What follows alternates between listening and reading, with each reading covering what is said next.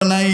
আরে বন্ধু, সাহাবী আনাসের মা ডাক দিয়ে বললেন, আল্লাহ গো,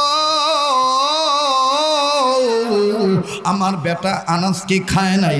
এবার কেরমি কেরমি পর্যায়ক্রমে হাঁটি হাঁটি পা পা করে খাদেমে রসুল হযরত আনাস সাহাবী, হযরত আনাস রাদিয়াল্লাহু তাআলা আনহু মায়ের কাছে চলে আসলেন। মাকে আনাস সালাম দিলেন, মাও সালামের জবাব দিলেন।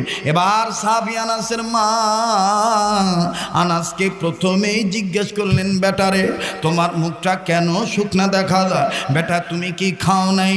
সাহাবী সিদ্ধান্ত নিলেন, আল্লাহকে ডাক দিয়ে বললেন, আল্লাহ গো, আমার মা তো কোনোদিন এইভাবে জিজ্ঞেস করে না, আজকে আমাকে প্রথমেই জিজ্ঞেস করলো আমি খাই কি খাই নাই। ওগো আল্লাহ,